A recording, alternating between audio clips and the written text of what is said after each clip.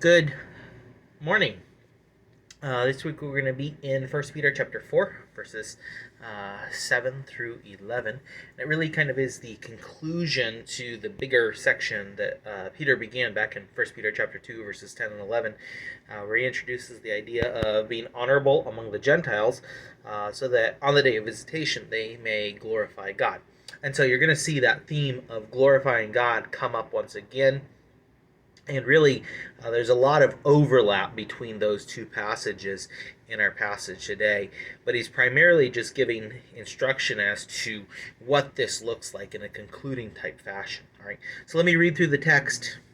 But the end of all things is at hand. Therefore, be serious and watchful in your prayers.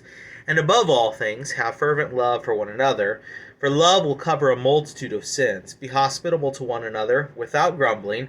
As each one has received a gift, minister it to one another, as good stewards of the manifold grace of God. If anyone speaks, let him speak as the oracles of God. If anyone ministers, let him do it as with the ability which God supplies, that in all things God may be glorified through Jesus Christ, to whom belong the glory and the dominion forever and ever.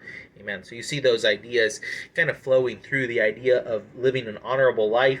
What does that look like? Well, it looks like being sober, being watchful. It looks like loving. It looks like being hospitable. It looks like serving in the ways that God has provided you opportunity to serve. And as a result, what happens? God is glorified. Live honorably among the Gentiles, that on the day of visitation they may glorify God. All right. So really it highlights a number of ideas, and it's kind of the conclusion. As I work through this, as I worked through verses 1 through 6 last week, I didn't make the connection as strongly between verses 1 through 6 and 7 through 11, but I think there's a bigger connection point that I missed, and I think it's the idea of time. All right. So if you go back to verses 1 through 6, there's two different references to time being far gone. And I think what he's doing is he's picking up on that same idea in verse 7 as he says, but the end of all things is at hand. Not only time is coming to an end, but all things are coming to an end. Picking up on that same idea of the temporality of everything. And because everything is temporary and passing, we have a huge responsibility to use our time wisely. And so he gives the command, and the command really that he gives is a response to the fact that everything's going to end, is to be serious and to be watchful.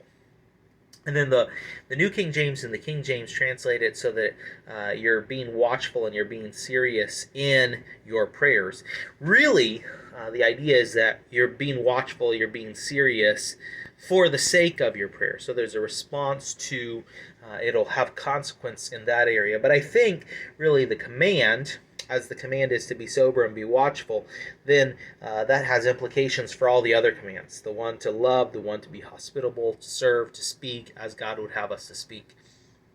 And so the command, be watchful, be sober, to be self-controlled is really the idea, flows through and connects all these different ideas. It's because we're sober, it's because we're self-controlled that we're able to do all these things. It's not natural for me and you to love each other as we should, apart from the fact that we have sober minds that are fixated on the person of Jesus Christ. It's not natural that we would be hospitable. Our natural situation would be that we would grumble towards our hospitality towards one another.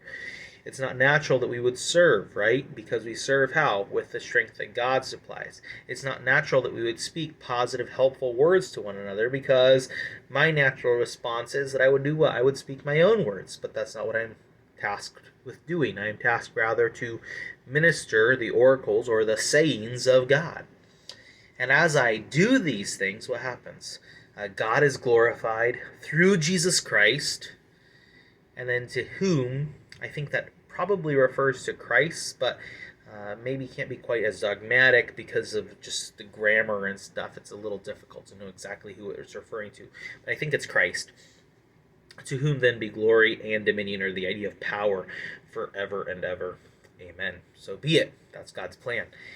that you and I would live drastically different because we have this new self-controlled mindset that he's been laying out. I think it really ties back to the idea of suffering that he's been developing all the way since chapter 2. That as we develop a mindset that is sober, that is self-controlled, as we acclimate our minds to the fact that we're going to suffer, then we're going to be able to do these things. We're going to be able to pray well. We're going to be able to love well, be hospitable well, serve well, speak well for God's glory and for Christ's glory. So there's a number of questions. You'll have those on your sheet with a couple of ideas. And we'll see you Sunday.